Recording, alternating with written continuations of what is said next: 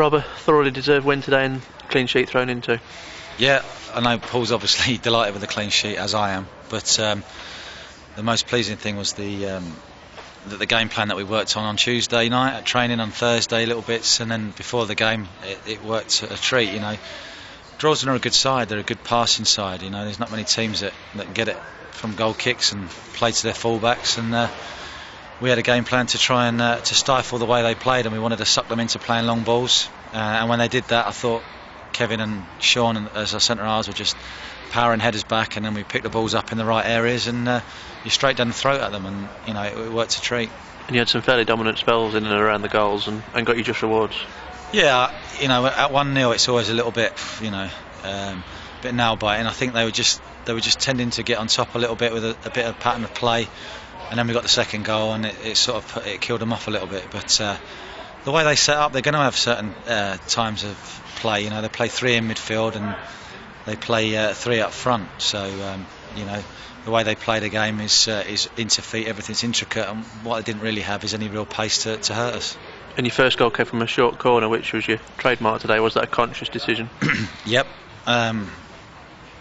Paul gets the credit there because after watching them last week, we've had to think about it this week, and he identified the fact that they like to leave 3 up front from defending corners. They try and put you on the back foot. So, we gambled and said, right, let's go 3 for 3. Take a short corner, set up a near post. They can't do everything. They can't back and front and near post. They can't send 2 out and leave 3 up as well. If they do all that, there's bodies in the box that aren't being marked. So it worked a treat, to be honest. Yeah.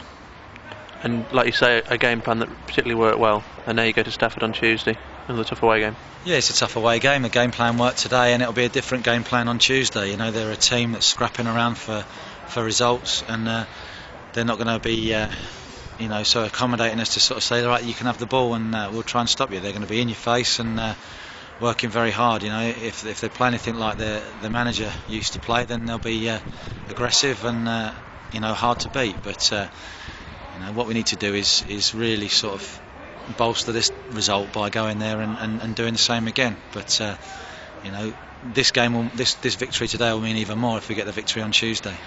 Any injuries from today? Have you come through with a clean bill of health? As far as I'm aware, there's always a few little aches and pains after a game, but that's the time of the season for it. Again, the pitch has played pretty well compared to a lot. There's a couple of areas that are a bit heavy, but that's how it's going to be between now and the end of the season. And the boys have been, they've said, and we've said to them, that you're going to get aches and pains. It's a case of playing through them, but they're doing that, and I thought they did it exceptionally well today. And good to get Gareth Jellyman back out there after 2 or 3 weeks.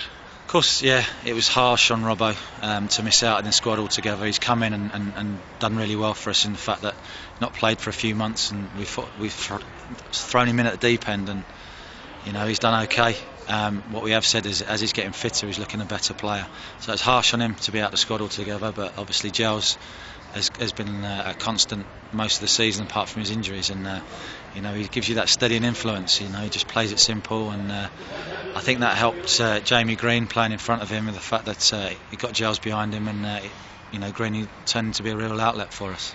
And Darren Williams obviously out today as well, but they're 2 experienced heads and they must understand the situation. Well, yeah, we pick a team and we pick a squad to reflect who we're playing against. Sometimes you have to do that.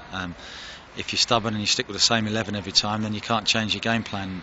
And what we've got is a squad, and they've all been spoken to, and it's nothing on performance. That's why they're at the team. The performances have been steady. What we needed to do was playing at home, be a bit more offensive against a team that left spaces to attack, and that's what we felt we had to do, go a bit more attacking in the top 4, which we did with Semps and Greeny and Boise and Miles. So it's always nice when it pans out how you like it to.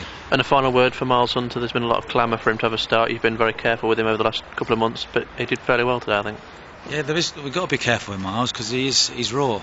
He's very, very raw. He's come from quite a few levels down, but what he is a goal scorer.